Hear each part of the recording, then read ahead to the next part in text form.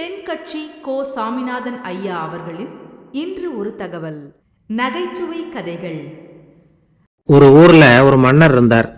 அந்த ஊர்ல அடிக்கடி சேவல் சண்டை நடக்கிறது வழக்கம். அரண்மனையில ஒரு ஆள் இருந்தான். மன்னருக்காக அவன் ஒரு சேவல் வாங்கிட்டு வந்தான். சண்டை போடுறதுக்காக அந்த சேவலை தயார் பண்ணிட்டு இருந்தான். கொஞ்ச நாள் ஆச்சு. மன்னர் அந்த ஆளை கூப்பிட்டார். என்னப்பா, சேவல் தயாராயிட்டுதா அப்படின்னு கேட்டார். இன்னும் அது தயாராகல மன்னா, இன்னும் வளரல, அதுக்கான தகுதி இன்னும் அதுக்கு வரல அப்படின்னா. எதனால் அப்படி சொல்றேன்னாரு. கோபம் ரொம்ப கடுமையா இருக்குது அப்படின்னா. சரி அப்படின்னு விட்டுட்டார். மறுபடியும் கொஞ்ச நாள் ஆச்சு. இப்போ எப்படி நிலைமை, சேவல் தயாரா அப்படின்னார். இன்னும் இல்லை அரசே, மற்ற சேவல் எங்கேயாவது கூவுற சத்தம் கேட்டால் உடனே இது பரபரப்பாயிடுது. பக்கத்தில் ஒரு சேவலின் நிழலை கண்டா கூட இது பரபரப்பாயிடுது அப்படின்னா. சரி, இன்னும் கொஞ்ச நாள் ஆகட்டும்னு விட்டுட்டார். கொஞ்ச நாள் ஆச்சு. இப்போ மறுபடியும் விசாரிச்சார். இன்னும் நம்ம சேவலுக்கு அந்த தகுதி வரலமன்னா, போராட்ட உணர்வு அதுக்கு இன்னும் இருந்துக்கிட்டு தான் இருக்குது. உள்ள மெதுவாக தான் எரிய ஆரம்பிச்சிருக்குது போராட்ட உணர்வு. அப்படி இருக்கக்கூடாது, அது பற்றி எரிய வேண்டாமா அப்படின்னா. இன்னும் கொஞ்ச நாள் ஆச்சு. இப்போ எப்படின்னு கேட்டார். இப்போ அவன் சொன்னா, மன்னா கிட்டத்தட்ட அது போருக்கு தயாராயிட்டுது அப்படின்னு நினைக்கிறேன்னா. எதனால் அப்படி சொல்ற அப்படின்னு கேட்டார். மற்ற சேவலின் குரலை கேட்டால் அது அசையறதே இல்லை, ஒரு பொம்மை மாதிரி ஆயிடுது. அதுக்கு உள்ள ஒரு நுட்பமான விழிப்புணர்வு வந்துட்டுது. அதனால அது அமைதியா இருக்குது, மௌனமா இருக்குது. இனிமே அதுக்கு இணையான சேவலே கிடையாது. வெற்றி பெற அது போராட வேண்டிய அவசியமே இல்லை. அதை பார்த்த உடனே எதிரி சேவல்கள் பயந்துட்டு ஓடி போடும் அப்படின்னு சொன்னானா. அந்த சேவலை வளர்த்தவர் சி சிங் சு அப்படின்னு பேரு. இந்த சுசுகி சொன்ன கதையா அது. ஞானிகள் என்ன சொல்றாங்க தெரியுமா? அந்த சேவலின் ரகசியத்தை நீயும் கற்றுக்கொள், நீ அப்படி ஆயிடு, சண்டை போடாமலே வெற்றிகள் பெறுகிற நுட்பத்தை புரிந்து கொள். இதுதான் ஞானிகள் உபதேசம். ஒரு குரு கிட்ட ஒருத்தன் போயிருக்கிறான். எனக்கு சண்டை போட கற்றுக் கொடுங்கன்னா. அதுக்கு என்ன செய்யணும்னார். என்ன உங்க மாணவனா சேர்த்துங்கன்னா. சரி, இப்போ உன்னுடைய பலம் என்னன்னு கேட்டிருக்கார். இப்போ நான் தனி ஆளா இருந்து ஒரு 100 பேரை சமாளிப்பேன் நானா. சரி அப்படின்னா என்னுடைய மாணவனா உன்னை சேர்த்துக்கிறேன் இருக்கார். சேர்த்துக்கிட்டார். 6 மாசம் பயிற்சி கொடுத்தார். அதுக்கப்புறம் இவனை கூப்பிட்டு கேட்டார், இப்போ உன்னுடைய திறமை எவ்வளவுன்னு. இப்போ நான் தனி ஆளா இருந்து ஒரு 50 பேரை சமாளிப்பேன் நானா. இன்னும் உனக்கு பயிற்சி தேவைன்னாராம். தொடர்ந்து சில நுட்பங்களை எல்லாம் சொல்லி கொடுத்துருக்கிறார். 1 வருஷம் ஆச்சு. எல்லாத்தையும் கற்றுக் கொடுத்துட்டார். அப்புறம் கூப்பிட்டு கேட்டார், இப்போ உன்னுடைய திறமை எப்படிப்பா, எதிரிகள் எத்தனை பேரை உன்னால சமாளிக்க முடியும்னாராம். அவன் சொன்னான், ஐயா, எதிரிகளின் பலம் என்னங்கிறத புரிஞ்சுக்காம அதை நான் சொல்ல முடியாதுன்னு நானும். இனிமே உனக்கு பயிற்சி தேவையில்லை, போயிட்டு வான்னு அனுப்பி வச்சுட்டாரான். ஒரு உண்மையை நாம புரிஞ்சுக்கணும். அதாவது அடிக்கிறதுக்கு நமக்கு துணிச்சல் தேவையில்லை, அடிக்காம இருக்கிறதுக்கு தான் துணிச்சல் தேவை. அடிச்சா திருப்பி அடிக்கிறவன் மன உறுதி உள்ளவன் இல்லை. அடிச்சா திருப்பி அடிக்காம இருக்கிறான் பாருங்க, அவன் தான் மன உறுதி உள்ளவன். ஒருத்தன் தலை தெறிக்க வேகமா ஓடிக்கிட்டு இருந்தானா. எங்கடா ஓடுற அப்படின்னா. எதுக்க வந்தவன். ஒரு சண்டையை நிறுத்தத்தான் இப்படி ஓடுறேன் அப்படின்னு இருக்கான். யாருக்கும் யாருக்கும் சண்டை, எனக்கும் இன்னொரு ஆளுக்கும் சண்டை அப்படின்னு நானா அவன். அந்த வழியா போறவங்க வர்றவங்க எல்லாம் அந்த இடத்துல நின்று அது என்ன மண்டபம் அப்படின்னு விசாரிக்க ஆரம்பிச்சாங்க. அந்த அப்பாவும் பிள்ளையும் தான் வர்றவங்களுக்கெல்லாம் விவரம் சொல்லிட்டு இருக்கிறாங்க. அதாவது இந்த இடத்துல ஒரு பெரிய மகான் சமாதி ஆயிருக்கார். அவர் சமாதியான இடத்துல இந்த நினைவு மண்டபத்தை கட்டியிருக்கிறோம் அப்படின்னாங்க. ஊரு பூரா இந்த செய்தி பரவிச்சு. நிறைய பேர் அந்த இடத்தை தேடி வர ஆரம்பிச்சாங்க. இங்க கொஞ்ச நேரம் உட்காந்துட்டு போனா மனசுக்கு ஒரு நிம்மதி கிடைக்குது அப்படின்னாங்க. அங்க இருந்த உண்டியல்ல நிறைய காசு போட்டுட்டு போறாங்க. பணம் கிடுகிடுன்னு நிறைய சேர ஆரம்பிச்சுட்டுது.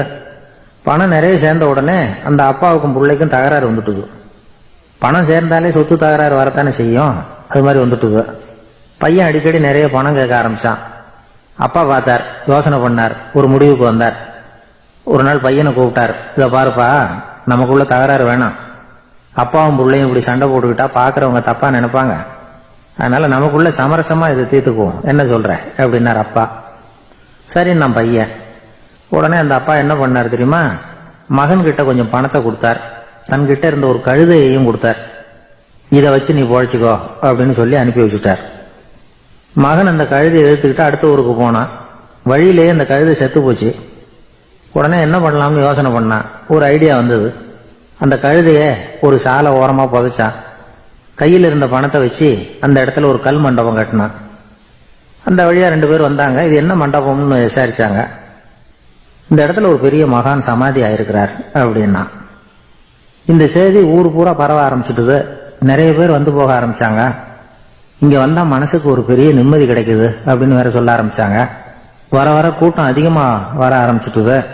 உண்டியல்ல பணம் நிறைய சேர்ந்துட்டுது. நகையெல்லாம் கூட கழட்டி காணிக்கையா போட ஆரம்பிச்சுட்டாங்க. அப்பாவை விட மகன் பெரிய ஆளாயிட்டான். இதை கேள்விப்பட்டார் அப்பா.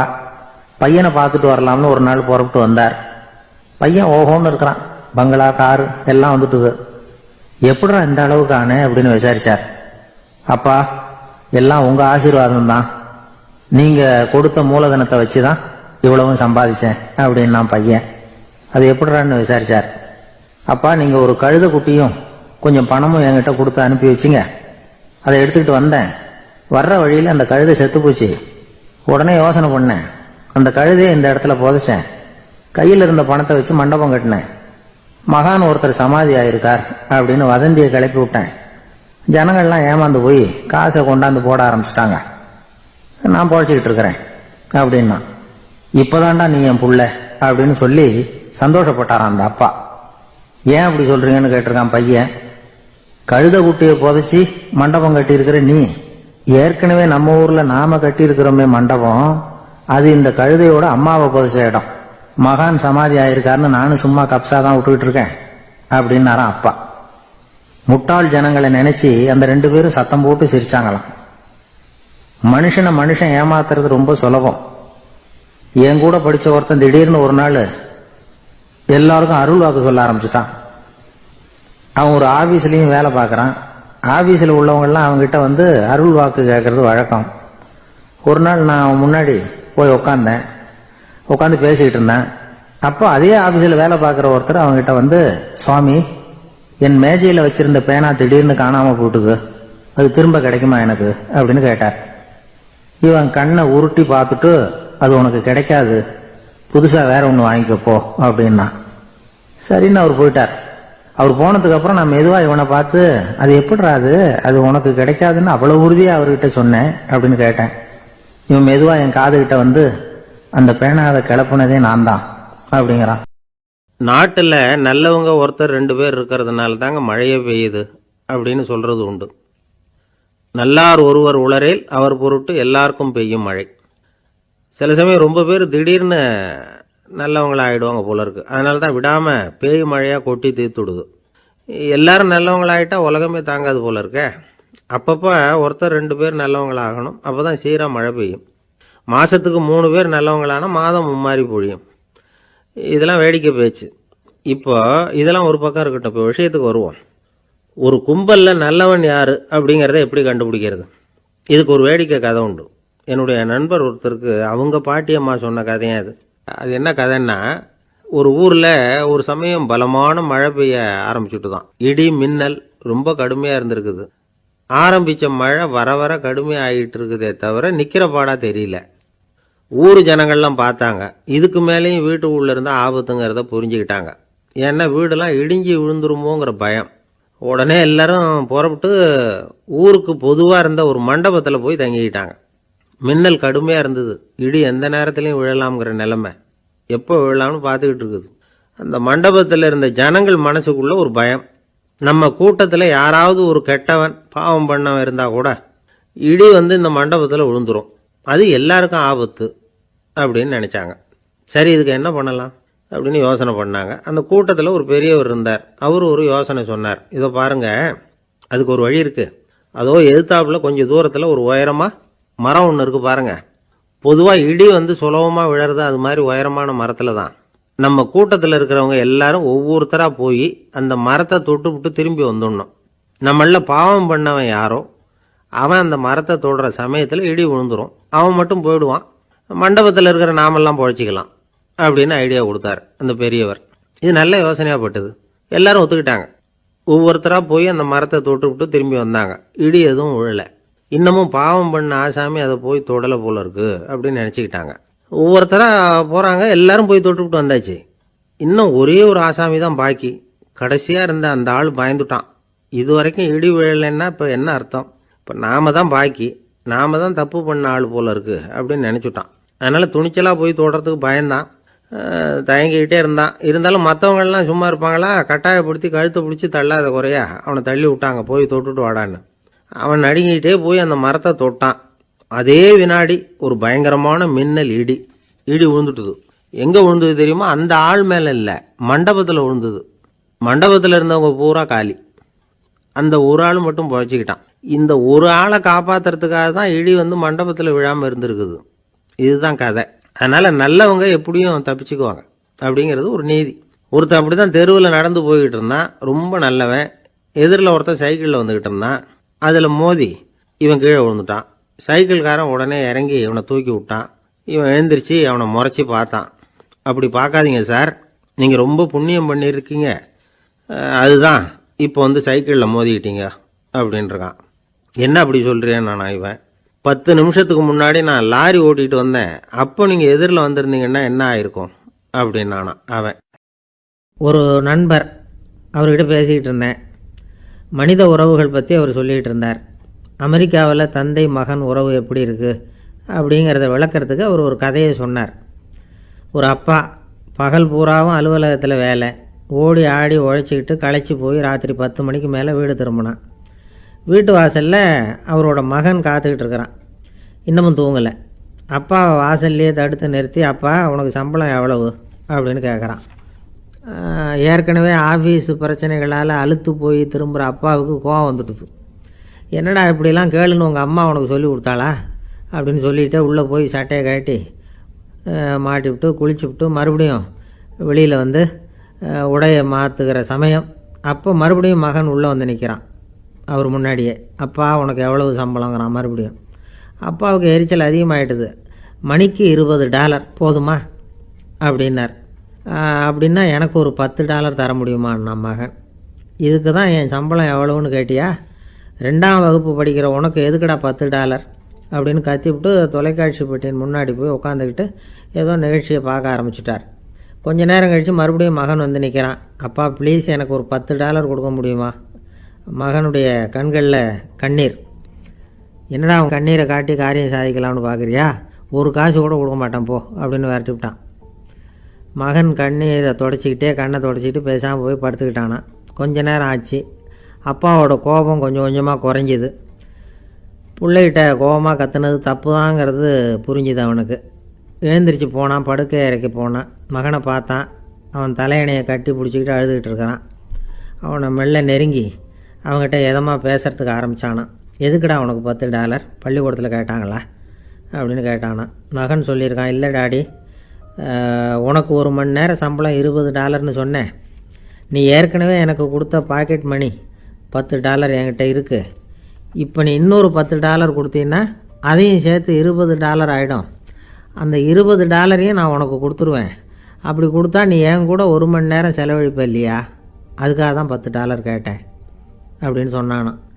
அந்த அப்பா கண்ணு கலங்கி போச்சான். ஆதரவோடு தன்னுடைய மகனை கட்டி பிடிச்சி அழ ஆரம்பிச்சிட்டாராம். இதுதான் நண்பர் சொன்ன கதை. அமெரிக்கா மட்டும் இல்லை, உலகம் பூராவும் இன்றைக்கி மனித உறவுகள் இப்படி தான் மாறிக்கிட்டு இருக்கு. பெரியவர்கள் அறிவுரை என்ன தெரியுமா? உங்கள் குழந்தைகளிடமிருந்து குழந்தை பருவத்தை பிரித்து விடாதீர்கள் அப்படிங்கிறது தான். அதாவது இன்றைய குழந்தைகள் தங்கள் பிருந்தாவனத்தை இழந்து விடுகிறார்கள் அப்படிங்கிறது அவங்களுடைய கருத்து. இந்த நிலைக்கு நாம் காரணமாக இருந்துடக்கூடாது. குழந்தைகளோட விளையாடுவோம், குடும்பத்தோடு உறவாடுவோம் அப்படிங்கிறது தான் நம்முடைய நோக்கமாக இருக்கணும். இன்றைய உறவு முறைக்கு இன்னொரு உதாரணம் சொல்லுவாங்க. ஒருத்தர் வந்தாராம், அவர் பக்கத்தில் ஒரு சின்ன பையன். நாம் அவரை விசாரிக்கிறோம், யார் இந்த பையன் அப்படின்னா அவர் சொல்கிறார், இவன் எனக்கு தூரத்து உறவு அப்படின்னாராம். இந்த தூரத்து உறவுன்னா எப்படின்னு இருக்கான். இதுக்கு அவன் சொல்லியிருக்கிறான், இவன் எங்கள் அப்பாவுக்கு 8வது புள்ள அப்படின்னானான். தானத்தில் சிறந்தது எது அப்படின்னு ஒரு கேள்வியை கேட்டு, தானத்தில் சிறந்தது நிதானம் அப்படின்னு அதுக்கு ஒரு பதிலும் சொல்கிறவங்க உண்டு. நிதானம் ரொம்ப அவசியம். அதுவும் இன்றைய உலகத்துக்கு ரொம்ப அவசியம். இன்றைக்கி உலகம் ரொம்ப பரபரப்பாக போய்கிட்டு இருக்குது. பொறுமையாக இருக்கணும்னு நினைக்கிறவங்களால கூட அப்படி இருக்க முடியறதில்ல. பொறுமையை சோதிக்கிறது மாதிரி பல சம்பவங்கள், அதையெல்லாம் சந்திச்சே தீர வேண்டியிருக்குது. எங்கே போனாலும் க்யூவில் நிற்க வேண்டியிருக்குது. எங்கே போனாலும் காத்துக்கிட்டு இருக்க வேண்டியிருக்கு. ஆஃபீஸ்லேயோ வீட்லேயோ கூட நீங்கள் நிதானமாக பொறுமையாக நடந்துக்க தெரியலன்னா உங்களுக்கு சிடுமூஞ்சி, முசுடு இப்படிலாம் பேர் வச்சுருவாங்க. அது உங்களுக்கு தேவையா? சரி, வாழ்க்கையில் பொறுமைசாலின்னு பேர் வாங்கிறதுக்கு என்ன வழி? முதல் பாயிண்ட், நீங்கள் நினைக்கிறது, எதிர்பார்க்கறது, செய்யறது எல்லாமே 100% கரெக்டாக நடக்கணும்னு ஆசைப்படக்கூடாது. எதுவாக இருந்தாலும் அதில் ஓரளவுக்கு தவறு நடக்கலாம் அப்படிங்கிறத எதிர்பார்த்தே இருக்கணும். ஓரளவுக்கு அதை அனுமதிக்கணும். ஒரு நண்பரை 6 மணிக்கு ஒரு இடத்துக்கு வர சொல்லியிருக்கிறீங்க. 6 மணிக்கு அவர் வரலை, உடனே பொறுமை இழந்து நடந்துக்கக்கூடாது. ஒரு 10 நிமிஷம் டிலே ஆகலாம். ஒரு வர்ற வழியில் பஸ்ஸு கூட ஏதாவது டிராஃபிக்கில் மாட்டியிருக்கலாம். அதெல்லாம் எதிர்பார்த்தே கொஞ்சம் காத்திருக்கிறதுல ஒன்றும் தப்பு இல்லை. சில சமயம் டிலே ஆகிறது கூட நல்லதாக முடியும். ஒரு பஸ்ஸை தவற விட்டுட்டு ஐயோ கொஞ்சம் ஒரு 2 நிமிஷம் முன்னாடி வந்திருந்தா பிடிச்சிருக்கலாமே அப்படின்னு தவிச்சிக்கிட்டு இருப்பாங்க சில பேர். அடுத்தபடியாக வர்ற பஸ்ஸு நேரடியாக நீங்கள் போக வேண்டிய இடத்துக்கே கொண்டு போய் விடுற பஸ்ஸாக கூட இருக்கலாம். அது உங்களுக்கு முன்னாடி தெரியாதுல்ல. சில நெருக்கடியான சூழ்நிலைகளை தமாஷா எடுத்துக்கிறதுக்கு பழகிக்கணும். சில இடங்களுக்கு போகிறப்ப காத்திருக்கிறதுக்கு நம்ம மனசை தயார்படுத்திக்கிட்டே போகணும். ஒரு ரயிலுக்கோ பஸ்ஸுக்கோ அல்லது விமானத்துக்கோ கப்பல் பிரயாணத்துக்கோ போகிறப்போ அங்கே போய் நீங்கள் மணிக்கணக்கில் கூட காத்துக்கிட்டு தான் இருக்கணும். புறப்படுற நேரம் கூட மாறலாம். நீங்கள் போய் சேர்ந்ததும் அது உடனே புறப்படணும்னு கட்டாயமாக என்ன? அது மாதிரி சமயத்தில் படிக்கிறதுக்குன்னு சில சுவாரஸ்யமான புத்தகங்களையும் கையில் எடுத்துக்கலாம். உங்களை சுற்றி எவ்வளவோ சுவாரஸ்யமான சம்பவங்கள் நடந்துக்கிட்டு இருக்குதுல்ல, அதையெல்லாம் வேடிக்கை பாருங்கள். எதுக்காக காத்துக்கிட்டு இருக்கிறோமோ அந்த காரியத்தில் உண்மையாகவே நமக்கு ஒரு அக்கறை இருந்தால் நமக்கு போர் அடிக்காது. சில கோயில்களில் பார்த்துருப்பீங்க, தரிசனத்துக்காக பக்தர்கள் நாள் கணக்கில் காத்துக்கிட்டு இருப்பாங்க. அவங்களெலாம் அழுத்துக்கிறது இல்லை. ஆண்டவனை தரிசிக்கணுங்கிற உண்மையான அக்கறை இருக்கிறதுனால அவங்களுக்கு போர் அடிக்கிறது இல்லை. ஆனால் சில சினிமா தியேட்டரில் கூட பார்க்கலாமே, சினிமா கியூ கூட அப்படி தான். சாயந்தரம் 6 மணி ஆட்டத்துக்கு காலம்பரம் 6 மணிக்கே போய் கூட காத்துக்கிட்டு இருப்பாங்க. அவங்களுக்கெல்லாம் போர் அடிக்காது, படம் பார்க்குற ஆர்வம். இன்னொரு முக்கியமான விஷயத்தை நாம் பழக்கப்படுத்திக்கணும். லிவ் ஃபார் தி மூமெண்ட் அப்படிங்கிறாங்க நிபுணர்கள். ரொம்ப பேர் எப்படின்னா அடுத்தபடியாக நடக்க போகிற விஷயத்திலேயே கவனமாக இருப்பாங்க. அந்த நினைப்புலேயே இந்த நிமிஷத்தை பொறுமை இல்லாமல் கழிப்பாங்க. ஒருத்தர் இருக்கார், அவர் எப்படின்னா ஆஃபீஸ் முடியறதுக்குள்ளேயே சார் 5 மணிக்கெல்லாம் ரெடியாக இருங்க, நாம் அந்த ஹோட்டலில் போய் டிஃபன் சாப்பிட்ணும் அப்படின்னு 4 மணிலேருந்து சொல்லிகிட்டு இருப்பார். 4:55 பரபரப்பாக ஓடி வருவார். 2 பேரும் புறப்படுவோம், ஹோட்டலுக்கு போவோம், சாப்பிட்டுக்கிட்டு இருப்போம். அப்படி சாப்பிட்டுட்டு இருக்கிறப்ப சார் சாப்பிட்டு முடித்ததும் நேராக ஒரு ஜவுளி கடைக்கு போகிறோம் அப்படிம்பார். பரபரக்க சாப்பிட்டு முடிப்பார், புறப்படுவார். ஜவுளி கடையில் அவசரமாக சீக்கிரம் பில் போடுங்க சார், சினிமாவுக்கு நேரம் ஆகிடும்பார். சினிமா தியேட்டரில் உட்காந்து அடுத்தபடியாக எங்கே டின்னர் சாப்பிட்றதுன்னு யோசனை பண்ணிகிட்டு இருப்பார். ராத்திரி படுக்கையில் விழுந்ததுக்கு அப்புறமும் நாளைக்கு காலையில் எழுந்திரிச்சதும் அதை பண்ணணும் இதை பண்ணணும்னு திட்டம் போட்டுக்கிட்டே இருப்பார். அதாவது எப்பவும் அடுத்த நிமிஷம், அடுத்த நாள், அடுத்த வாரம், அடுத்த வருஷம், இதுதான் அவங்க சிந்தனை. இந்த நிமிஷம் என்ஜாய்மெண்ட்டை அவங்க இழந்துடுறாங்களாம். அதனால தான் வாழ்நாள் பூரா பொறுமையின்மை, அவஸ்தை, அல்லல். அதனால் நாம் எல்லாரும் வாழ்க்கையில் நிதானமாக இருக்கிறதுக்கு கற்றுக்கணுமா. அதுக்காக இந்த நிதானத்துக்கு வேறு விதமான அர்த்தம் பண்ணிக்கக்கூடாது. ஒருத்தர் அப்படித்தான் ஒரு தடவை அவருடைய குதிரை காணாமல் போயிட்டு தான். அதுக்காக அவர் கவலைப்படலை, நிம்மதியாக இருந்தார், சந்தோஷமாக இருந்தார். என்ன சார் இது, உங்கள் குதிரை திருட்டு போயிட்டுதுங்கிறீங்க, நீங்கள் கவலைப்படாமல் இருக்கிறீங்களே அப்படின்னு கேட்டாங்களாம். அதுக்கு அவர் சொல்லியிருக்கார், நல்ல வேலை சார், கட்டியிருந்த குதிரை காணாமல் போயிருக்குது. நான் அது மேலே உட்காந்துருக்கிற சமயம் அது காணாமல் போயிருந்ததுன்னா, திருட்டு போயிருந்ததுன்னா நானும் சேர்ந்தில் காணாமல் போயிருப்பேன் அப்படின்னாராம். எவ்வளவு நிதானமான ஆள் பாருங்க. அப்படி அது இயற்கையை புரிஞ்சுக்கிட்டு வாழணுங்கிறது முக்கியம். குடும்பத்தில் கணவனுடைய பங்கு என்ன, மனைவனுடைய பங்கு, குழந்தை குட்டிகள்லாம் சொல்லுவாங்க. அப்படி இருக்கணும். கணவன்கிறவனுக்கு நிறைய சகிப்புத்தன்மை தேவைப்படுது. மனித நேயம்ங்கிறத பற்றி சொல்லுவாங்க. மனித நேயம் ஏன்னா ஒரு கணவன் கணவனாக இருக்கணும், மனைவி மனைவியாக இருக்கணும். அது ஒன்றுக்கு மேலே இந்த கல்யாணம் பண்ணிக்கிறாங்கல்ல, அது ரொம்ப அவஸ்தை. ஒருவனுக்கு ஒருத்திங்கிறது நம்ம இதெல்லாம் சொல்கிறது. ஒன்றுக்கு மேற்பட்ட திருமணங்கள் சங்கடத்தில் தான் கொண்டு விட்டோம். நிறைய சொல்லுவாங்க. உலகத்திலேயே ஒரு பெரிய இது என்ன தெரியுங்களா, இயற்கை நிர்ணயம் பண்ணுது. இப்போ நம்ம சில பேருக்கு எனக்கு பொம்பளை புள்ள வேண்டாம், ஆம்பளை புள்ள வேண்டாம்னு சொல்லி இந்த ஸ்கேன் பண்ணி என்னென்னோ பண்ணிட்டு இருக்கிறாங்கல்ல. ஆனால் இயற்கை அந்த 50-50 ரேஷியோவை அது மெயின்டைன் பண்ணிட்டு இருக்கு. இந்த உலகத்துல ஒரு அதிசயமான உண்மை என்னன்னா, 116 ஆம்பளை புள்ள பிறந்தா 100 பொம்பளை புள்ள பிறகுதான். உலக அளவுல 116 ஆம்பளை புள்ள பிறந்தா 100 பொம்பளை புள்ள பிறகுது. இது எதுக்கு 16 அதிகமா பிறகுதுன்னா, அந்த வாலிப வயசு அடையறதுக்குள்ள 16 செத்து போகுது. 16 அங்கங்க ஓடுறது, கொஞ்சம் முரட்டுத்தனமா போறதுனால செத்து போகுது. அந்த 50-50 இந்த ஒருத்தருக்கு ஒருத்தங்கிற ரேஷியோவை இயற்கை வந்து மெயின்டைன் பண்ணிட்டு இருக்கு. அது ஒரு பெரிய அதிசயம். அதை விட பெரிய அதிசயம் என்னன்னா, இந்த உலக யுத்தம் நடந்தது இல்ல, முதல் உலக யுத்தம், ரெண்டாவது யுத்தம், அப்ப பார்த்துருக்குறாங்க, கணக்கு எடுத்திருக்கிறாங்க. அந்த யுத்தம் முடிஞ்ச பிறகு 116 ஆம்பளை பிள்ளைக்கு பதிலாக 160 170 பிறக்க ஆரம்பிச்சுதான். 100 பெண் குழந்தைக்கு 170 180 ஆண் குழந்தை. இது எதுக்குன்னா, அந்த போர்ல செத்து போகுதுல ஆம்பளை பிள்ளைகள், அதை ஈடு கட்டுறதுக்காக அதிகமா பிறக்க ஆரம்பிச்சிருக்கு. அந்த அளவுக்கு வந்து இயற்கை வந்து ஒரு பெரிய ரேஷியோவை மெயின்டைன் பண்ணுது. அதாவது ஒருவனுக்கு ஒருத்திங்கிறத அது சொல்லிட்டு இருக்கு. புறாவெல்லாம் வளர்த்தீங்கன்னா, நான் கூட புறா வளர்த்துருக்கிறேன் ஊர்ல. புறா வளர்த்தீங்கன்னா ஒரு தடவைக்கு 2 முட்டை தான் விடும் ஒரு வீட்டுக்கு. அந்த 2 முட்டையும் குஞ்சு பறிச்சுன்னா அதுல ஒண்ணு வந்து ஆணா இருக்கும், ஒண்ணு பொண்ணா இருக்கும். அது எந்த முட்டை ஆண் எந்த முட்டை பெண்ணுங்கிறத இயற்கை நிர்ணயம் பண்ணுது. அதை வந்து நம்ம மாற்றவே முடியாது. ரெண்டையும் அந்த பெண்ணாவும் ரெண்டையும் ஆணாவும் மாற்ற முடியாது நம்ம. அதனால அந்த இயற்கையை புரிஞ்சுக்கிட்டு நாம நடந்துக்கணும். அதனாலதான் ஒரு கணவன் ஒரு மனைவி, அதான் ஒருத்தருக்கு ஒருத்தங்க. ஒண்ணுக்கு மேல சங்கடம் தான். ஒரு மனுஷன் வந்து இன்னைக்கு வந்து மனிதனாக இல்லை, மனிதநேயம் குறைஞ்சு போச்சு. எது குடும்ப உறவுகள்லாம் ரொம்ப மாறி போச்சுன்னு சொல்லலாம். இப்ப நாகரிகத்துல அப்படிதான் இருக்குது. ஒரு இதுல ஒருத்தன் என்ன பண்ணிருக்கான், ஒரு சின்ன பையனை கொண்டு வந்தானா, ஒரு சின்ன பையன் பக்கத்துல இருக்கான். ஒரு பெரியவர் கேட்டிருக்காரு, யாருப்பா அந்த பையன் அப்படின்னு கேட்டிருக்காரு. இவன் சொன்னானா, இந்த பையன் எனக்கு தூரத்து உறவுன்னு இருக்கான். சரி, தூரத்து உறவுன்னா எப்படி அப்படின்னு கேட்டிருக்காங்க. இந்த பையன் எங்க அப்பாவுக்கு 8வது புள்ள அப்படின்னு. கூட பிறந்தவனே அவ்வளவு தூரமா போயிட்டான், 8வதா பிறந்தான். அப்படி இருக்கு குடும்ப உறவுகள்ங்கிறது. மனுஷனுக்கு வந்து வேல்யூ விஞ்ஞானம் எப்படி போட்டிருக்குன்னா, ஒரு மனித உடம்புல இருக்கிற கால்சியத்தை மட்டும் தனியா எடுத்தா ஒரு சின்ன ரூமுக்கு வெள்ளை அடிக்கலாமா. ஒரு மனுஷ உடம்புல இருக்கிற பாஸ்பரஸை மட்டும் தனியா எடுத்தா ஒரு 40 நெருப்பு வச்சு தயார் பண்ணலாம். ஒரு மனுஷ உடம்புல இருக்கிற இந்த கொழுப்பு சத்தை மட்டும் தனியா எடுத்தா ஒரு 7 சோப்பு கட்டி தயார் பண்ணலாம். அது மாதிரி ஒரு மனுஷ உடம்புல இருக்கிற இரும்பு சத்தை மட்டும் தனியா எடுத்தா ஒரு 2 அங்குல அணி 2 செய்யலாம். இவ்வளவுக்கும் விலை போட்டா 42 ரூபா 50 காசு. இதுதான் மனுஷனுக்கு விஞ்ஞானம் போட்டிருக்கிற விலை. அது எப்போ அது ஒசரும்னா, அவன் மனுஷனா இருக்கிற வரைக்கும் இருக்குறப்ப. அதுவும் செத்து போனா அதுவும் கிடையாது, செத்து போனா அதுவும் குறைஞ்சிரும். மிருகங்களுக்கெல்லாம் அப்படி இல்லை, செத்ததுக்கு அப்புறம் விலை கூடும். அங்கெல்லாம் எல்லா ஊர்லயும் பாத்தீங்கன்னா உயிர் கோழி 50 ரூபா, உரிச்ச கோழி 60 ரூபான்னு போட்டிருக்கோம். செத்ததுக்கு அப்புறம் 10 ரூபா அதிகம். மனுஷனை வந்து நீ உயிர் மனுஷன் 42 ரூபா 50 காசு, செத்ததுக்கு அப்புறம் 52 ரூபான்னா நீயே வச்சுக்கிடாது, எனக்கு எது கண்டு கொடுக்கும். அவன் வந்து எப்ப அவனுக்கு வேல்யூ கூடும்னா, மனிதனாக வாழும் பொழுதுதான் வேல்யூ கூடும். குடும்பத்துல வந்து அந்த பாசத்தோட வாழணும்னு கடவுள்கிட்ட கேட்டு சொன்னாங்களே, அதுதான்.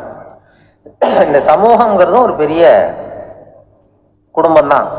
அதனாலதான் இந்த நாட்டுக்குள்ள பெருமையை எல்லாரும் ஒற்றுமையா இருந்தா எதையும் சாதிக்கலாம்ங்கிறது தான் இந்த நாட்டுக்குள்ள பெருமை. அவரு தன்னை ஒரு குருன்னு சொல்லிக்கிட்டார். மௌன குரு, வாயை திறக்கிறது இல்ல. அவருக்கு 2 சீடர்கள் உண்டு. இவங்க தான் வர்றவங்க கிட்ட பேசுவாங்க, விளக்கம் கொடுப்பாங்க. ஒரு நாள் இந்த சீடர்கள் 2 பேரும் எங்கேயோ வெளியில போயிட்டாங்க. அந்த நேரம் பார்த்து ஒருத்தர் அங்க வந்தார். குரு கிட்ட போனார். குருவே, புத்தர்னா என்ன அப்படின்னு கேட்டார். குருவுக்கு ஒன்றும் புரியல. அவர் உண்மையான குருவா இருந்தாவில புரியும். திருன்னு முழிக்க ஆரம்பிச்சார். இந்த நேரம் பார்த்து இந்த சீடர்களும் எங்கேயோ போயிட்டாங்களே, என்ன பண்றது, உதவிக்கு யாராவது கிடைக்க மாட்டாங்களா அப்படின்னு அப்படி சுற்றுமுற்றும் பார்த்தார். வந்தவர் இதை கவனிச்சார். ஏதோ புரிஞ்சுக்கிட்ட மாதிரி அடுத்த கேள்வியை கேட்டார். தர்மம்னா என்ன சுவாமி அப்படின்னார். குருவுக்கு ரொம்ப சங்கடமா போச்சு. நம்ம நிலைமை இப்படி ஆயிட்டுதே, இக்கட்டில் விட்டுட்டு போயிட்டாங்களே எங்கேயோ, இப்படி மாட்டிக்கிட்டோமே அப்படின்னு சொல்லி விட்டத்தை பார்த்தாராம். அப்புறம் குனிஞ்சு தரைய பார்த்தார். அப்படியே உட்காந்துட்டார். வந்தவர் உடனே அடுத்த கேள்விக்கு போயிட்டாராம். தியானம்னா என்ன சுவாமின்னாராம். பாவம் என்ன பண்ணுவார் அந்த குரு, பேசாம கண்ணை கெட்டியா மூடிக்கிட்டார். இது ஏதெல்லாம் வம்பா போச்சுன்னு. இவர் இப்படி பண்ணா கூட வந்தவர் சளைக்கல. இன்னொரு கேள்வியும் கேட்டார். ஆசீர்வாதம்னா என்னன்னாராம். இவர் பார்த்தார். இப்படியே போனா இவர் கேள்வி கேட்கறத நிறுத்த மாட்டார்னு நினைச்சுக்கிட்டு எனக்கு ஒண்ணுமே தெரியாதுங்கிற பாவனையில 2 கையையும் விரிச்சு காட்டினாராம். வந்தவர் முகத்துல மகிழ்ச்சி, மன நிறைவு, ஏதோ எல்லாம் புரிஞ்சுக்கிட்ட ஒரு மாதிரி அங்கிருந்து புறப்பட்டு போனார். வழியில அந்த குருவோட சீடர்கள் 2 பேரையும் சந்திச்சார். உங்க குருவை நாங்க பார்த்துட்டு வரோம் அப்படின்னாராம். இவரு என்ன நடந்ததுன்னு கேட்டிருக்காங்க அவங்க. இவர் விவரமா சொன்னாராம். உங்க குரு எப்பேற்பட்ட ஞானி தெரியுமா? புத்தர்னா என்னன்னு கேட்டேன். அதுக்கு அவர் அப்படி இப்படியும் பார்த்தார். அதுக்கு என்ன அர்த்தம் தெரியுமா? மக்கள் புத்தரை அங்கேயும் இங்கேயும் தேடுறாங்க, உண்மையில அவர் அங்கேயும் இங்கேயும் தேடி கண்டுபிடிக்க முடியாது அப்படிங்கறத அவர் செய்கை மூலமா உணர்த்தினார். அதுக்கப்புறம் தர்மம்னா என்னன்னு கேட்டேன். ஒரு மேலையும் கீழையும் பார்த்து தர்மம் சமமானது, அதுல உயர்வு தாழ்வு இல்லை அப்படிங்கறத உணர்த்தினார். அதுக்கப்புறம் தியானம்னா என்னன்னு கேட்டேன். கண்ணை மூடிக்கிட்டார். கண்ணை மூடி காணும் அற்புதம் அதுங்கிறத புரிஞ்சுக்கிட்டேன். கடைசியா ஆசீர்வதிக்கப்படுறது பத்தி கேட்டேன். கைகளை நீட்டி உதவுறது தான் அது அப்படிங்கறத 2 கையையும் விரிச்சு உணர்த்தினார். எவ்வளவு பெரிய மகான் அவரு அப்படின்னு சொல்லிவிட்டு அவர் பாட்டுக்கு போயிட்டார். சீடர்கள் அதுக்கப்புறம் மெதுவா குரு கிட்ட வந்து சேர்ந்தாங்களாம். அவங்கள பார்த்ததும் குருவுக்கு கோபம் வந்துட்டுது. அடே பாவிகளா, எங்கடா போய் தொலைஞ்சிங்க? நான் ஒரு ஆளுகிட்ட மாட்டிக்கிட்டு என்ன பாடுபட்டிருக்கேன் தெரியுமா அப்படின்னாராம். இது மாதிரி தான் நாம சாதாரண மனிதர்களின் புற வேடங்கள்ல மயங்கி போயிடுறோம். அவங்க பேச்சு, செய்கை, பார்வை இதுல எல்லாம் ஏதோ பெரிய தத்துவம் இருக்கிறதாக நினைச்சுக்கிறோம். உண்மையிலேயே அந்த தத்துவங்கள் யாருக்கு சொந்தம்? அவங்களுக்கு இல்ல, நமக்கு தான் சொந்தம். நாம தானே அதை கற்பிச்சுக்கிட்டோம். நம்மை நாம அடையாளம் கண்டுக்கிறது இல்ல, நாம யாருங்கிறது நமக்கு புரியறது இல்ல. அதுதான் இன்னைக்கு நடக்கிறது. அதனாலதான் அடுத்தவங்களை தேடி ஓடிட்டு இருக்கிறோம். சில வீடுகளில் கூட இது மாதிரி சைகைகள் உண்டு. சில குடும்ப தலைவர்கள் தினமும் காலையில கண்ணை கெட்டியா மூடிக்கிட்டு கை 2ஐயும் சுத்தமா விரிச்சு வச்சுக்கிட்டு உட்காந்து தியானம் பண்றது வழக்கம். எதுக்காக அப்படி பண்றீங்கன்னு ஒருத்தரை பார்த்து கேட்டேன். இந்த மாசம் வாங்கின சம்பளம் பூரா தீர்ந்து போச்சு, இனிமே என் கையில சுத்தமா ஒண்ணும் இல்லை, புதுசா எதுவும் செலவு வச்சுடாத அப்படிங்கறத அப்படி உள்ளங்கை 2ஐயும் விரிச்சு காட்டி அவங்களுக்கு உணர்த்தினேன். அவ்வளவுதான் அப்படின்னார். உள்ளே ஒருத்தர் இருக்கா நமக்குள்ள. இப்ப நமக்கெல்லாம் யாருன்னா ஒவ்வொருத்தரும் 3 பேர். இப்ப என்னை பத்தி நான் என்ன நினைக்கிறேன்னா அது ஒருத்தன், என்னை பத்தி நீங்க என்ன நினைக்கிறீங்களோ அது ஒரு மனுஷன். நம்ம 2 பேருக்கும் தெரியாத எனக்குள்ள ஒருத்தன் இருக்கான், அவன் 3வது மனுஷன். அந்த 3வது மனுஷனை அடையாளம் கண்டுபிடிக்கிற முயற்சி தான் இந்த அகத்தாய்வு, இந்த பயிற்சிகள்லாம். 3வது மனுஷனை நீ கண்டுபிடிச்சு வெளியில கொண்டு வா, கண்டுபிடிச்சா உலகம் வந்து சமாதானம் வந்துடும். அது என்ன 3வது மனுஷன்னா, இது ரொம்ப தியரிட்டிக்கலா இருக்கிறது மாதிரி இருக்கும். 3 மனுஷன் எப்படி இருக்கான் அப்படின்னு பிராக்டிக்கலா பார்க்கலாம். அதை நான் என்னுடைய அனுபவத்திலே பார்த்துருக்கேன். நான் மயிலாப்பூர்ல கொஞ்ச நாள் குடியிருந்தேன், வானொலி நிலையத்துக்கு பக்கத்துல. அப்போ ஒரு 2 வீடு தள்ளி ஒரு பாட்டி அம்மாவுக்கு உடம்பு சரியில்லை, ரொம்ப சீரியஸ், ரொம்ப வயசான பாட்டி, உடம்பு சரியில்லை ரொம்ப. அந்த பேரன்லாம் ஓடி வந்து பாட்டிக்கு உடம்பு சரியில்லை, ஆஸ்பத்திரிக்கு அழைச்சிட்டு போகணும்னு ஓடி வந்தான். உடனே நான் ராத்திரி 12 மணி இருக்கும், ஓடி போய் அந்த பாட்டி ஒரு பக்கத்தில் ஒரு ஆட்டோ ரிக்ஷா ஸ்டாண்ட் இருந்தது, அதில் போய் ஒரு பையன் தூங்கிட்டு இருந்தான், எல்லாம் தூங்கிட்டானோ, ஒரு பையன் தூங்கிட்டு இருந்தான். ஆட்டோ டிரைவர், எழுந்திருப்பா, பாட்டியை ஆஸ்பத்திரிக்கு கொண்டு போகணுன்னு. இப்போலாம் வர முடியாது சார், காலையில் பார்த்துக்கலாம் அப்படின்னா. பாட்டிக்கு உடம்பு சரியில்லடா, சீரியஸாக இருக்குன்னா, பாட்டிக்கெல்லாம் போய் ஏன் சார் கவலைப்படுறீங்க அப்படின்னா. ஒரு பொடியா சின்ன அப்படிலாம் இல்லை, உனக்கு எவ்வளவு பணம் வேணுமோ தரோம், நீ வாடான்னதும் சரி 250 ரூபா கொடுத்தா வரேன் அப்படின்னா. நீ எவ்வளோ வேணாலும் வாங்கிக்க வாடான்னு சொல்லி ஆட்டோவை கூப்பிட்டு வந்தோம். அந்த இடத்துக்கு 30 ரூபா தான் இப்போ பணம் கொடுக்கறது வழக்கம். அந்த இடத்துலேருந்து ராயப்பேட்டை ஆஸ்பத்திரிக்கு 30 ரூபா. இவன் 250 ரூபா கேட்டான். சரி வாடான்னு சொல்லி கூப்பிட்டு வந்து பாட்டி வீட்டுக்கு முன்னாடி நிறுத்தி அவனும் உள்ள ஓடி வந்து பாட்டியை தூக்கும்போது அவனும் கை கொடுக்குறான். கையை கொடுத்து தூக்கிட்டு வரான். தூக்கிட்டு வந்து பாட்டியை உட்கார வச்சு நாங்கள்லாம் போகிறோம். போய் ராயப்பேட்டை ஆஸ்பத்திரியில் கொண்டு போய் இறக்குனதும் அவனும் மறுபடியும் தூக்கிட்டு வரான். பாட்டியை தூக்கிட்டு வந்து டாக்டர்கிட்ட ஒப்படைச்சிட்டு மறுபடியும் வெளியில் வந்தான். டாக்டர்கிட்ட ஒப்படைச்சிட்டோம் இந்த பாட்டியை. அப்புறம் வெளியில் வந்து இவன்கிட்ட இந்த நீ கேட்ட 250 ரூபா இந்தடா அப்படின்னு கொடுத்தோம். அப்போ அந்த பொடி சின்ன பையன், விவரம் இல்லாத பையன், அவன் சொல்கிறான், எனக்கு பணம் வேணாம் சார், பாட்டிக்கு இதை நான் செஞ்ச உதவியாக இருக்கட்டும் அப்படின்ட்டான். சொல்லிவிட்டு ஆட்டோ எடுத்துகிட்டு போயிட்டான். அப்போ என்னன்னா, இதில் வந்து ஒரு இளைஞன் இந்த நேரத்தில் இரக்கம் இல்லாமல் 250 ரூபா கேட்குறானே, 250 ரூபா கேட்டான் பாருங்க, அவன் தான் முதல் மனுஷன். இந்த வயசுல இப்படி இரக்கம் இல்லாம இருக்கானேன்னு நான் நினைச்சேன் பாருங்க, அவன் தான் 2வது மனுஷன். அந்த உண்மையான 3வது மனிதன் ராயப்பேட்டை ஆஸ்பத்திரியில தான் வெளில வந்தான். அந்த அடையாளம், அவன் எந்த அகத்தாயும் பண்ணாதவன். அந்த 3வது மனுஷன் அடையாளம் கண்டுபிடிங்கிறதுக்காக தான் இவங்க இவ்வளவு பயிற்சிகள் நமக்கு கொடுக்குறாங்க. இது வந்து மதங்கள், மதவாதிகளையும் எல்லார்கிட்டையும் உண்டு. அந்த 3வது மனுஷன் உள்ள ஒளிஞ்சிருப்பான், வெளியில தெரிய மாட்டான். இப்ப அமர்நாத் கோயிலுக்கு இந்து பக்தர்கள்லாம் போயிட்டு இருக்கிறப்ப செத்து விழுந்தாங்க ஒரு 5-6 வருஷத்துக்கு முன்னாடி பேப்பர்ல. அதாவது குளிர் தாங்காம செத்து போய் விழுந்துட்டு இருந்தாங்க அமர்நாத்துக்கு, அந்த குளிர் இதுக்கு. அப்போ வழியில் இருக்கிறவங்க எல்லாம் வீடுகள்லாம் திறந்து வச்சு இந்த சாவறதுக்கு போராடிக்கிட்டு இருக்கிற இந்து பக்தர்களை எல்லாம் கூப்பிட்டுக்கிட்டு வந்து அதுக்கு போர்வை போத்தி, கம்பளி போத்தி, ஆகாரம் கொடுத்து அவங்கள புழைக்க வச்சு திருப்பி அனுப்புனாங்க. அப்படி திருப்பி அனுப்புனவங்க எல்லாம் அங்க இருக்கிற முஸ்லீம்கள். அதுதான் அந்த 3வது மனுஷன், அவன் தான் 3வது மனுஷங்கிறது. அப்போ போய் அந்த மதம் இது அவன் பார்க்கல. அது மாதிரி அந்த 3வது மணி அரசியல்வாதிகளுக்குள்ளேயும் இருக்கிறான், எல்லாருக்கிட்டையும் இருப்பாங்க.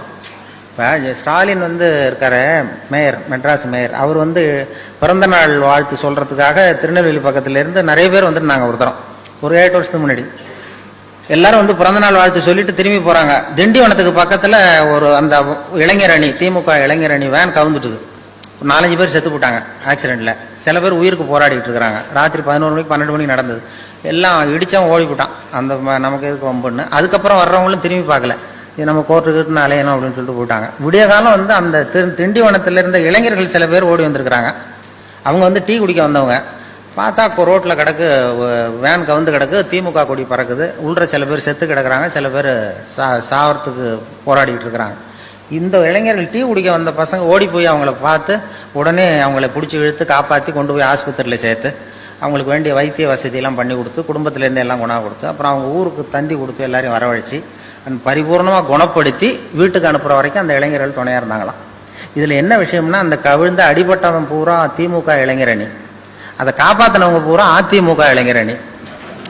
அப்போ கேட்டாங்களாம், இது என்னடா அந்த கட்சிக்கு போய் நீ உதவி பண்ண, நமக்கு விரோதி இல்லையான்னு கேட்டிருக்கான் அந்த இவரை, இளைஞரணி தலைவர். கட்சி என்னடா கட்சி, மனுஷனை விட கட்சியா முக்கியம் அப்படின்னாராம். இதுதான் அந்த 3வது மனுஷன். மதவாதிகளுக்குள்ளேயும் இருக்கிறான், அரசியல்வாதிக்குள்ளேயும் இருக்கிறான், விவரம் தெரியாத ஒரு ஆட்டோ டிரைவர் உள்ளேயும் இருக்கிறான். அவனுக்கெல்லாம் அப்பப்போ வெளியில வரான். நாம நிரந்தரமா வெளியில் கொண்டு வரணும். தீவிரவாதிக்கு உள்ளேயும் அந்த 3வது மனுஷன். இந்த இதுல மதுரையில இமாம் அலி, ஐதர் அலின்னு 2 தீவிரவாதிகள் போலீஸையே சுட்டுவிட்டு ஓடி வந்தாங்க. போலீஸ்காரர் செத்து போட்டாரு. தப்பிக்கிறதுக்காக உயிருக்கு பயந்து ஓடி வராங்க. பின்னாடி துப்பாக்கியோட ஓடி வருது போலீஸ். அப்ப அந்த பைபாஸ் ரோடு வழியா போறாங்க. வர்றப்ப அப்பதான் ஸ்கூல் விட்டு சின்ன குழந்தைகள்லாம் தள்ளாடி தள்ளாடி முதுகுல பொசம் விட்டு வெளியில வந்திருக்கு. ஸ்கூல் விடுற நேரம் இவன் துப்பாக்கி காலத்தை துரத்திட்டு போறாங்க 2 தீவிரவாதிகளை. அப்ப இந்த பரபரப்புல 2 பிள்ளைங்க தடுமாறி கீழே வந்துட்டுதான். அப்ப அந்த உயிருக்கு பயந்து ஓடிட்டு இருக்கிற அந்த தீவிரவாதிகள் இமாம் அலியும் ஐதர் அலியும் இந்த கீழே விழுந்த குழந்தைகளை தூக்கி கொண்டு போய் ஓரத்துல வச்சுட்டு அப்புறம் ஓடினான். அதுதான் 3வது மனுஷன். இந்த 3வது மனிதனை அடையாளம் கண்டுகொள்ளுங்கள் அப்படிங்கிறது தான் இங்க நாம அதுக்காகத்தான் இந்த இவ்வளவு முயற்சியெல்லாம் நடக்கிறது. நமக்குள்ள ஒருத்தன் இருக்கிற அந்த 3வது மனிதனை அடையாளம் கண்டுபிடிச்சு வெளியில கொண்டு வரணும். அப்பதான் அதை கண்டுபிடிச்சிட்டா உலகம் இன்பமயமா இருக்குங்கிறது தான் இது. வேற கடவுள் அங்க எங்க தேடிட்டு இருக்கா. உள்ளே இருக்கிற அவன் தான் கடவுள். உள்ளே இருக்கிறான் பாருங்க, அந்த 3வது மனுஷன், அவன் தான் கடவுள். ஒரு ஊர்ல ஒரு சித்தர் இருந்தார், சூஃபி சித்தர். அவர் ஞானம் பெற்ற ஒரு சித்தர். ஒரு நாள் அந்த நாட்டு மன்னன் அவரை பார்க்கறதுக்காக வந்தான். என்ன வேணும் உனக்குன்னு கேட்டார். நான் கடவுளை பார்க்கணும், அதுக்கு நீங்க தான் உதவி பண்ணணும் அப்படின்னா அவன். சித்தர் கொஞ்சம் யோசனை பண்ணார். சரி, போயிட்டு நாளைக்கு வாடினார். அதே மாதிரி மன்னன் போயிட்டு அடுத்த நாள் வந்தான். இங்க நீ என்னோட ஒரு வாரம் தங்கியிருக்க வேண்டியிருக்கும்னார். சரின்னா ஒரு பிச்சை பாத்திரத்தை தூக்கி கையில கொடுத்தார். அவனுக்கு ஒன்றும் புரியல, இருந்தாலும் வாங்கிட்டான். வாங்கிட்டு இதை என்ன செய்யணும் அப்படின்னு கேட்டான். இதை ஒன்றும் செய்ய வேணாம், இதை எடுத்துக்கிட்டு பக்கத்தில் உள்ள கிராமங்களுக்கு போ, வீடு வீடா பிச்சை எடுத்துக்கிட்டு வா. அப்படி வந்த பிறகுதான் உனக்கு சாப்பாடும் ஓய்வும் கிடைக்கும். ஒரு வாரம் இப்படி செய், அதுக்கப்புறம் 8வது நாள் நாம கடவுளை பத்தி யோசிக்கலாம் அப்படின்னார். இப்படி ஒரு சொன்னதை கேட்டதும் அந்த அரசனுக்கு அதிர்ச்சி ஆயிட்டுது. ஒரு மாதிரி ஆயிட்டான். தன்னுடைய சொந்த நாட்டில் சொந்த குடிமக்கள் கிட்ட போய் பிச்சை எடுக்கிறதா அப்படின்னு யோசனை பண்ணி பார்த்தான். அதுக்கப்புறம் மெதுவா அவன் அந்த சித்தரை பார்த்தான். ஐயா, சொந்த நாட்டிலேயே பிச்சை எடுக்கிறதுன்னா எனக்கு ஒரு மாதிரியா இருக்கு, வெக்கமா இருக்கு. நான் வேணும்னா வெளி தேசத்துல எங்கேயாவது போய் பிச்சை எடுக்கவா அப்படின்னு கேட்டான். இதுக்கு அந்த சித்தர் ஒரு சம்மதிக்கலை. இதோ பாரு, உன்னால பிச்சை எடுக்க முடியலன்னா பேசாம திரும்பி அரண்மனைக்கே போயிடு. அதுக்கப்புறம் கடவுளை பத்தி எல்லாம் பேசுறதுக்கு என்னை தேடிட்டு வரக்கூடாது அப்படின்னு விட்டார். மன்னன் தயங்கினான். இருந்தாலும் மனசை சரி பண்ணிட்டு சம்மதிச்சான். சரிங்க, ஒரு வாரம் இங்க தங்குறேன், நீங்க சொல்றது மாதிரி பக்கத்து கிராமங்களுக்கு போறேன், வீடு வீடா பிச்சை எடுக்கிறேன், வர்றேன் அப்படின்னா. ஒரு வாரம் தெரு தெருவா பிச்சை பாத்திரத்தோட அலைஞ்சான். சொந்த ஊர்ல சொந்த குடிமக்கள் கிட்ட பிச்சை எடுத்தான். 7 நாள் முடிஞ்சது. 8வது நாள் அந்த சித்தர் மன்னனை கூப்பிட்டார். இப்படி வாழ்னார். வந்தான். இனிமே நீ கடவுளை பத்தி என்கிட்ட கேட்கலாம்னார். இனிமே கேட்கறதுக்கு ஒண்ணுமே இல்லை சுவாமின்னா இவன். ஒரு வார காலம் பிச்சை எடுத்த பிறகுதான் கடவுளை காண முடியும் அப்படின்னு நான் கனவு கூட காணவில்லைன்னா. அப்படின்னா நீ பிச்சை எடுத்த காலத்துல அப்படி என்னதான் நடந்தது அப்படின்னு கேட்டார் அவரு. சுவாமி, ஒரு வார காலம் பிச்சை எடுத்ததுல என்னுடைய ஆணவம் அழிஞ்சுட்டுது. அது இப்போ இருக்கிற இடமே தெரியல. இப்போ அதை காணவே காணோம். பிச்சைக்காரனா இருந்தப்போ பெற்றதை மன்னனாக இருக்கும்போது பெற முடியாதுங்கிறத புரிஞ்சுக்கிட்டேன் அப்படின்னா மன்னன். அடக்கம் பிறந்தவுடன் தெய்வீக கதவுகள் திறந்து கொள்ளுகின்றன அப்படிங்கிறார் ஓஷோ. நம்மால் ஒருத்தன் ஆணவம் அழியணுங்கிறதுக்காக ஒரு திருவோட்டை எடுத்துக்கிட்டு தெரு தெருவா பிச்சை எடுக்க ஆரம்பிச்சான். என்ன தெய்வீக கதவுகள் திறந்துதா அப்படின்னு கேட்டார் ஒருத்தர். தெய்வீக கதவு திறக்கிறதுக்கு முன்னாடியே எங்க வீட்டு கதவு சாத்திக்கிட்டுதுன்னா. என்னடா சொல்றேன்னார். இனிமே வீட்டுக்குள்ளேயே வர வேணாம், இதையே தொழிலா வச்சுக்கோ அப்படின்னு எங்க வீட்டில் சொல்லிவிட்டாங்க சார் அப்படின்னா. ஒரு ஆளு வேகமா நடந்து போய்கிட்டு இருந்தான். அவன் வேகமா நடக்கிறதுக்கு காரணம் வெயில் காலம், காலில் செருப்பு இல்லை, மணல் பாதை, அதுதான் வேகம். காலில் செருப்பும் இல்லாம கையில குடையும் இல்லாம அந்த ஆளு வெயில்ல நடந்து போய்கிட்டு இருக்கிறான். அந்த சமயத்துல இன்னொருத்தன் குதிரை மேல ஏறி அந்த வழியா வந்துகிட்டு இருக்கிறான். அவன் காலில் செருப்பும் இருந்தது, கையில குடையும் இருந்தது. நடந்து போய்கிட்டு இருந்தவன் அந்த குதிரை ஆசாமியை பார்த்து கேட்டான், ஐயா நீங்களும் குதிரை மேல உட்காந்துக்கிட்டு போய்கிட்டு இருக்கிறீங்க, அப்படி இருக்கிறப்போ உங்களுக்கு அந்த செருப்பு என்னத்துக்கு, அதை எனக்கு கொடுத்து உதவலாமே அப்படின்னா. குதிரை மேல உட்காந்துருந்தவன் யோசனை பண்ணி பார்த்தான். இவன் சொல்றது நியாயம்தானே அப்படின்னு சொல்லி தன்னுடைய செருப்பை கழட்டி அந்த வழிப்போக்கனுக்கு கொடுத்துட்டான். ரொம்ப நல்லதுங்க அப்படின்னு சொல்லி இவன் அதை வாங்கி காலில் மாட்டிக்கிட்டான். அதுக்கப்புறம் மறுபடியும் இவன் ஆரம்பிச்சான், ஐயா நீங்க குதிரையில போறதுனால போக வேண்டிய இடத்துக்கு வேகமா போய் சேர்ந்துருவீங்க, அதனால உங்க கையில் அந்த குடை என்னத்துக்கு, நான் நடந்து போயிட்டு இருக்கிறவன் ரொம்ப நேரம் நடக்க வேண்டியிருக்கும் இந்த வெயில்ல, அதனால அந்த குடையையும் எனக்கு கொடுங்களேன் அப்படின்னா. குதிரை வீரன் யோசனை பண்ணி பார்த்தான், இதுவும் நியாயம்தானே அப்படின்னு அவனுக்கு தோணுச்சு. உடனே இறக்கப்பட்டு தன் காலில் இருந்த செருப்பை கொடுத்தது மாதிரியே தன் கையில் இருந்த குடையையும் இவங்கிட்ட கொடுத்துட்டான். அதுக்கப்புறம் அவன் நிம்மதியாக புறப்பட்டான். இப்போ மறுபடியும் கை தட்டி அவனை நிறுத்தினான். கீழே நின்றுட்டு இருந்தவன், என்னப்பா ஏன் என்ன நிறுத்தின, இன்னும் ஏதாவது வேணுமா உனக்கு அப்படின்னா குதிரையில் இருந்தவன். இவன் மெதுவாக வாயை திறந்து அந்த குதிரையையும் என்கிட்ட கொடுத்துருங்களேன்னா. அந்த குதிரை வீரன் இப்போ ஒரு கணம் யோசனை பண்ணி பார்த்தான். உடனே என்ன பண்ணான் தெரியுமா, தன்கிட்ட இருந்த குதிரை சவுக்கை எடுத்தான். குதிரை சவுக்கால அந்த ஆளை வாங்குன்னு வீசி தள்ளிவிட்டான். இவ்வளவு சவுக்கடியும் வாங்கிக்கிட்டு இந்த ஆள் என்ன பண்ணான் தெரியுமா, சிரிக்கிறான். அடி வாங்கிட்டு யாராவது சிரிப்பாங்களா? குதிரை வீரனுக்கு ஒன்றும் புரியல. என்னப்பா அது, ஏன் இப்படி அடி வாங்கிட்டு இப்படி சிரிக்கிறியே அப்படின்னு கேட்டான். இப்ப அந்த வழிப்போக்கன் சொல்றான், ஐயா நான் இப்படி சிரிக்கிறதுக்கு காரணம் இருக்கு. இப்படி குதிரை கேட்டு உங்ககிட்ட அடி வாங்கலைன்னு வச்சுக்கோங்க, என் உயிர் உள்ள வரைக்கும் மனசுல ஒரு தவிப்பு இருந்துகிட்டே இருக்கும். செருப்பையும் கொடையையும் கேட்ட உடனே கொடுத்தவன் குதிரையையும் கேட்டிருந்தா கொடுத்துருப்பானோ அப்படிங்கிற பேராசையில ஏங்கிக்கிட்டே இருந்திருப்பேன். இப்போ உங்ககிட்ட அடி வாங்கின பிறகு என்னுடைய அந்த சந்தேகம் தீர்ந்து போச்சு. என்னுடைய ஆசைக்கு எல்லை எது அப்படிங்கறத எனக்கு புரிஞ்சுட்டுது அப்படின்னு சொல்லிவிட்டு அவன் நடக்க ஆரம்பிச்சுட்டானான். ஆசைக்கும் எல்லை உண்டு அப்படிங்கிறத விளக்கறதுக்காக வாரியார் சுவாமிகள் சொல்ற கதை இது. இந்த காலத்திலயும் ஒருத்தன் அது மாதிரி கொடை செருப்போட குதிரையில போய்கிட்டு இருந்தான். எதிரில் நடந்து வந்தவன், ஐயா உங்க கொடையை எனக்கு கொடுங்களேன்னு கேட்டான். உடனே அவன் குதிரையிலிருந்து கீழே குதிச்சு அவனை சாட்டையால் அடிக்க ஆரம்பிச்சுட்டான். இன்னொருத்தர் அந்த வழியா வந்தவர் இதை பார்த்தார். ஏன்பா அவன் கேட்டான், உன்னால முடியலன்னா இல்லைன்னு சொல்லிட வேண்டியது தானே, அதுக்காக ஏன் இப்படி அவனை போட்டு அடிக்கிறேன்னு கேட்டார். உங்களுக்கு விவரம் புரியாது சார், காலம் ரொம்ப கெட்டு போச்சு, கேட்டதை கொடுத்தேன்னு வச்சுக்கோங்க, இந்த குதிரையே என்னோடது, அவன் திருடிக்கிட்டு போறான் அப்படின்னு என் பேர்ல புகார் கொடுக்க ஆரம்பிச்சிருவான் சார் அப்படின்னா. அது எப்படி அவ்வளவு உறுதியா சொல்றேன்னு கேட்டார் அவரு.